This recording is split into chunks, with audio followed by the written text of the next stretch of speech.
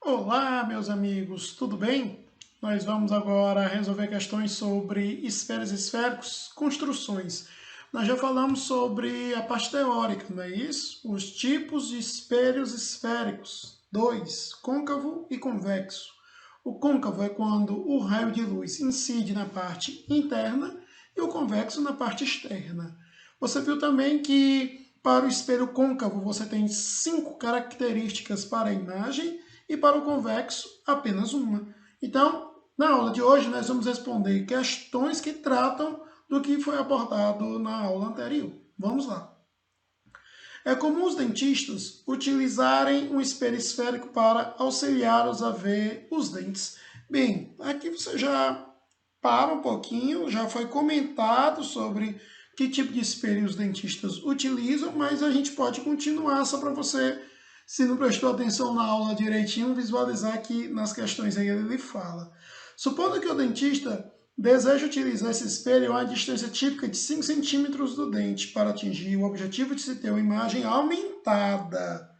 Então, para se ter uma imagem aumentada, você só pode ter se o espelho for côncavo. Por quê, professor? Porque no convexo, a única característica para a imagem ela é virtual, direita e menor. Então, a imagem lá é menor. O côncavo, você tem duas situações em que ela está aumentada. É real, invertida e maior, e virtual, direita e maior. Só que, como já foi comentado com meus amigos, a imagem ela é direita e maior. Então, você vai usar aí a imagem para o espelho côncavo. Para o dentista, é essa situação do virtual, direita e maior. E a configuração dela é essa daqui, ó, eixo principal, espelho, centro de curvatura, foco, vértice, e o objeto ele vai estar entre o foco e o vértice. Então, todo raio de luz que incide paralelo ao eixo principal reflete passando pelo foco, todo raio de luz que incide no vértice reflete simétrico. Observe que os raios efetivos não se cruzam, então tu tem que prolongar os raios refletidos. E, consequentemente, houve aqui a nossa interseção. Então, eu tenho uma imagem virtual, porque foi obtida pelo prolongamento, direita, porque não está de cabeça para baixo, e maior do que o objeto. Aqui é a tua imagem, aqui é teu objeto. Então, essa é a caracterização para um objeto que está entre o foco e o vértice, e a imagem ela tem essa característica, virtual, direita e maior.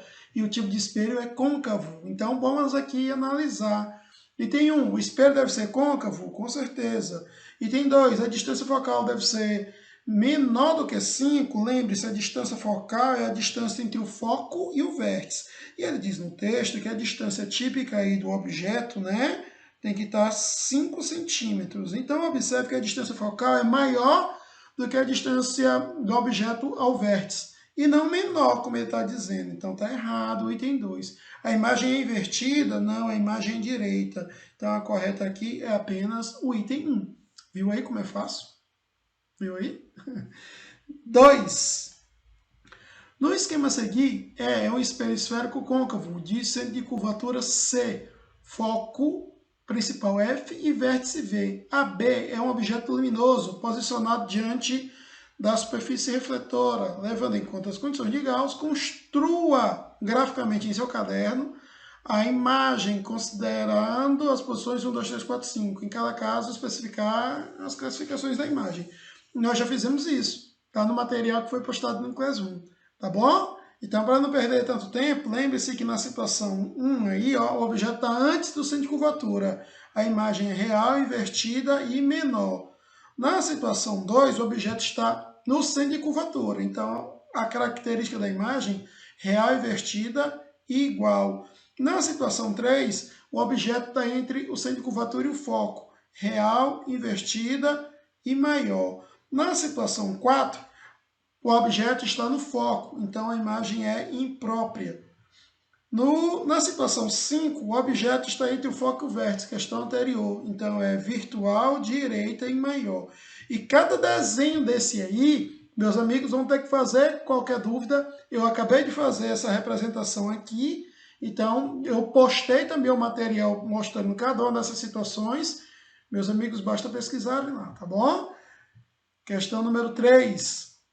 No esquema seguinte, AB é o eixo principal de um espelho esférico gaussiano. PQ é um objeto luminoso, contido em um plano focal. E P', Q', é a imagem. Observe que a imagem está menor do que o objeto e ela está direita, porque ela não está de cabeça para baixo. Então, meus amigos, sem perder muito tempo, esse espelho aqui ele é convexo. O objeto está aí na parte externa. Não é isso? Então, se você for desenhar, a situação seria essa daqui, né? Ó, desenhando aqui, só para você ver como é massa, ó. Desenhando aqui, só para você ver como é massa. Aí, ó. Então, essa situação é a situação de virtual, direita e menor. E qual é o tipo de espelho, professor? Só pode ser convexo. Tá bom? Então, o que ele diz? Reproduza essa figura no seu caderno, tá aí, acabei de fazer. Obtenha graficamente a posição e o tipo de espelho é convexo, bem como a posição do centro de curvatura, está aqui, né? Centro de curvatura, que é o foco, que é o centro, que é o vértice. Então, meus amigos, questão número 3 resolvida. Preste atenção nesses mínimos detalhes, tá? Imagem direita e menor do que objeto, só pode ser virtual, direita e menor. Situação de número 4. No esquema X e X' é o eixo principal de um espelho esférico gaussiano, que conjuga a imagem A', B'. Está aqui, AB, A', B'. Observe que o A', B' está de cabeça para baixo. Então, de cara, ela é invertida. E toda imagem invertida é real. Não esqueça esses detalhes. Compare e veja que a imagem ela é maior do que o objeto. Então, essa é a situação em que você vai ter o seu espelho côncavo. Só pode ser côncavo o tipo de espelho, já que a imagem é maior. E o objeto aí está entre o centro e o foco. Nós já vimos situação assim também, né? Então, reproduze essa figura no seu caderno e obtenha graficamente a posição, o tipo de espelho côncavo, bem como a posição do centro de massa e de curvatura. Já está tudo aí, amores de minha vida. Viu como é fácil? Vamos agora para a próxima e última. A concha de aço inoxidável representada na figura pode ser usada para demonstrar propriedades dos espelhos esféricos. Uma das propriedades consta da alternativa abaixo. Então, eu tenho aqui uma esfera, um espelho, traço aqui o meu centro de curvatura, aqui é meu centro, ó, aqui é meu foco e aqui é meu vértice. O que é que eu tenho que saber, professor, diante disso tudo? Que a distância total aqui é o diâmetro. Essa distância entre o centro de curvatura e o vértice é o raio. E a distância entre o foco e o vértice é metade do raio. Pronto. O que é que ele diz aí? Para objetos colocados acima, então vou pegar um objeto aqui e colocar aqui acima, por exemplo, esse de azul. Um afastamento, até tirei daí, né, porque ele não está aí. Um afastamento inferior a 1/4. 1/4 está bem aqui, pessoal, no centro de curvatura. Não esqueça que o raio é metade do diâmetro. Então, se eu botar no lugar do R bem aqui, D sobre 2, vai ficar D sobre 4. Acho que dá para meus amigos observarem aí, né? Então, menor, o objeto está entre o centro e o foco.